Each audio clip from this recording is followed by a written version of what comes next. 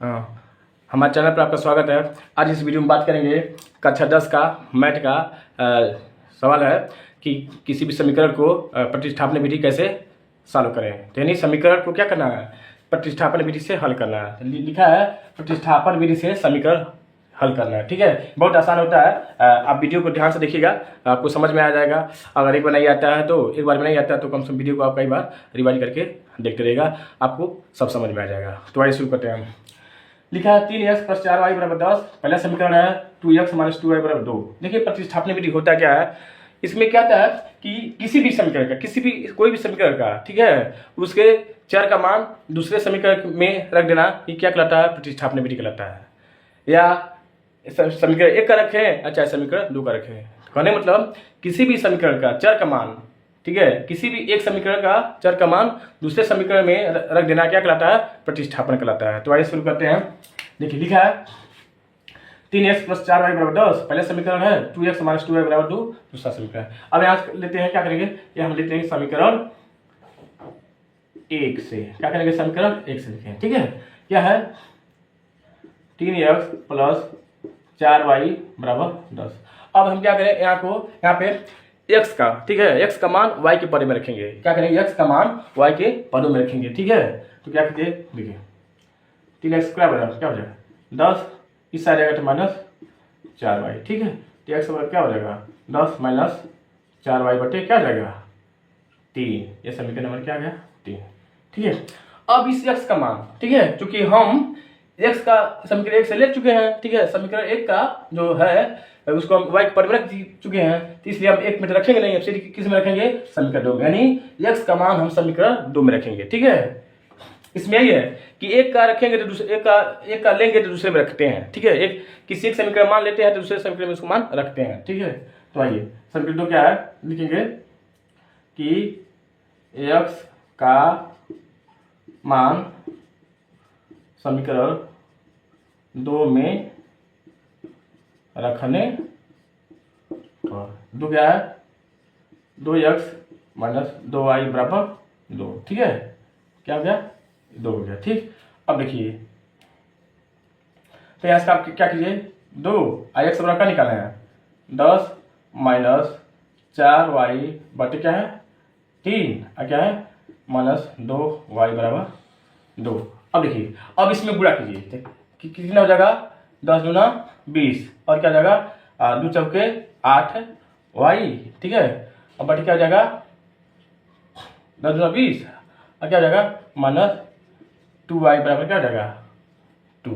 ठीक है, ठीक है। अब देखिए यहाँ पे क्या कर लीजिए, आप 1 लगा दीजिए हल करने के लिए। तो 3 गुणा कीजिए, क्या हो जाएगा 20 - 8y, और इसमें इसको के माइनस क्या 3 दूनी 6y = 2। ठीक है, अब देखिए अब क्या हो जाएगा, अब देखिए 3 दूना 6 हो गया। अब क्या नीचे हो जाएगा बटे 3। ठीक है, क्या हो जाएगा बटे 3 हो जाएगा। ठीक है, अब देखिए क्या हो जाएगा, तो 20 हो जाएगा। अब समान चिन्ह है उसको जोड़िए तो माइनस क्या हो जाएगा 14y बटे 3 बराबर क्या हो जाएगा 2। ठीक है, अब क्या कीजिए, इसमें गुणा कीजिए, इसका क्या होता है गुणा हो जाता है, तो 20 - 14y = 6।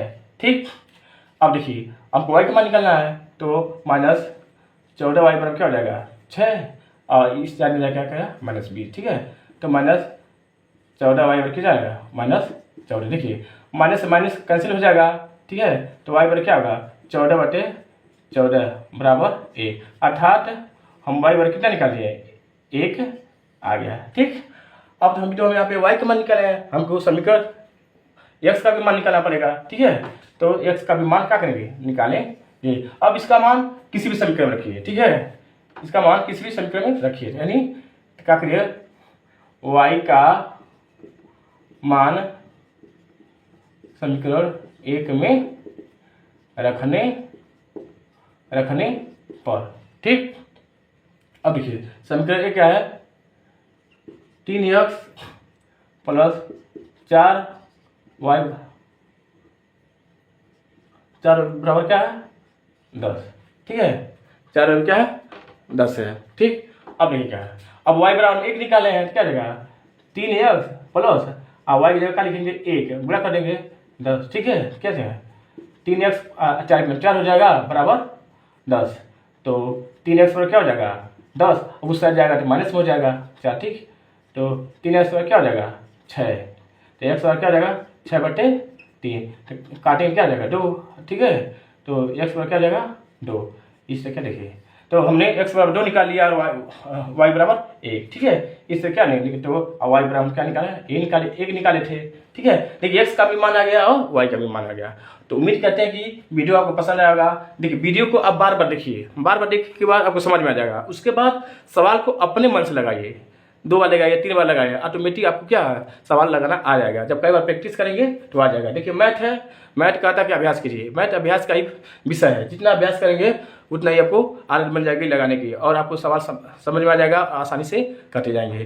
तो वीडियो को ध्यान से देख लीजिएगा, एक बार देखिए 2 बार देखिए, जब तक समझ ना आए। जब समझ में आ जाएगा तो आप अपने आप से प्रैक्टिस करना शुरू करिए। ठीक है, हमने ये समीकरण लिया, आप इस तरह कई समीकरण लेकर उसको क्या कीजिए अपने आप से प्रैक्टिस कीजिए। तो उम्मीद करते हैं कि वीडियो आपको पसंद आएगा। हम चाहेंगे वीडियो को आप शेयर कीजिए, लाइक कीजिए और सब्सक्राइब कीजिए। धन्यवाद।